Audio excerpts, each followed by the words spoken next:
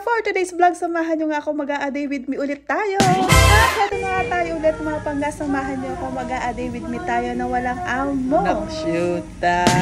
At heto na nga, inumpisahan ko na itong mga labahin ko na itong may kasama pang kanta-kanta yan mga pangga, pampagood vibes, pampaganda ng ating aura. A day with me na walang amo, samahan nyo ko.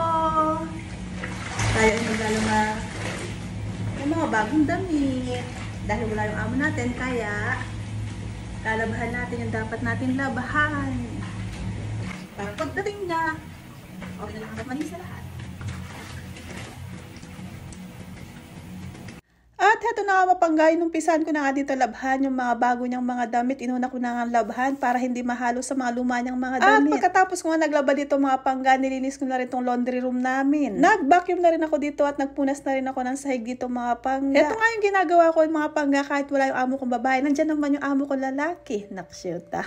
At ito nga yung mga ginagawa ko mga pangga pag wala yung amo kong babae. Kailangan ko pa rin magtrabaho kahit wala siya. Hindi nga porque wala nga yung amo kong babae ay hindi na ako pwedeng gumalaw. Hindi pwede yun mga pangga. Dahil dito sa ibang bansa, binabayaran tayo. Kaya kailangan natin magtrabaho, andyan man sila o wala. Tuloy-tuloy pa rin ang trabaho natin sa bahay. Kailangan pa rin natin i-maintain ang kalinisan ng bahay mga pangga kahit wala yung mga amo natin. Dito nga sa paglilinis ko na ito mga pangga, hindi ko naman to araw-araw ginagawa. Dahil nga madalas kong ginagawa dito mga pangga, ay nagpa-plancha lang ako at nag-i-steam ako ng mga damit. Pero ganun pa man, kailangan namin linisin to paminsan-minsan dahil yung mga amo namin minsan pumapasok dito sa laundry area. At mahirap na masita tayo dito. Kaya kung ano sabi na mahirap masita mga pangga kasi minsan masisilan talaga yung mga amo namin dito. At hindi nga lang sa mga amo namin ang masisilan mga pangga. Marami pa dito, karamihan pa nga sa mga amo dito mga pangga. Makakita lang ng konting alikabok ang mga at yan. May makita mang konting buhok o isang pirasong buhok yan mga pangga. Konting papel man lang ang makita nila. Ganito na kagad ang sasabihin nila. Hindi kami marunong maglinis. Hindi ba naman daw namin nakikita ang alikabok?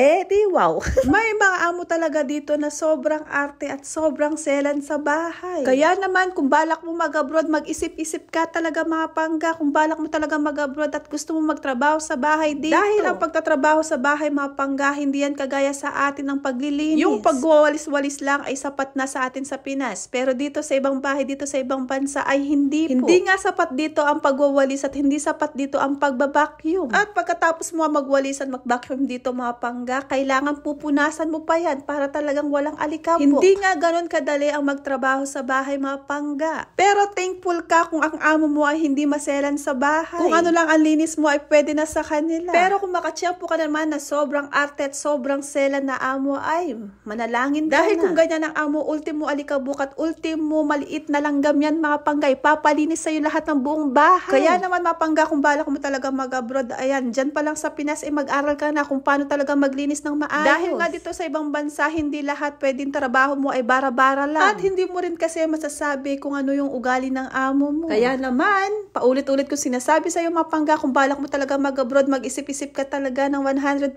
or sobra pa sa 100% mga pangga. Dahil nga pagtatrabaho sa bahay ay hindi madali. Mabait man ang amo mo or hindi mga pangga, sasabihin ko sa'yo, hindi talaga madali ang magtrabaho sa bahay. At heto na nga, balik na nga tayo dito sa aking trabaho mga pangga. At ito na nga, natapos na ako sa aking trabaho. At dito nga, naramdaman ko na ang gutom. At dahil nag-request ang aking kapatid na gumawa daw ako at magluto ako ng sopa set, heto na nga mga pangga. Pagkatapos ko nga naglinis ng aming bahay, ng aming laundry area. At eto na nga, gumawa na ako ng isang pambarangay na sopas. At pag nagluluto nga ako dito mga pangga, pang maramihan talaga ang niluluto ko dahil marami kaming kumakain. At heto na nga, pagkatapos na ilang oras na luto rin ang aming sopas. Hindi naman nga halatang pagod tayo dyan, diba?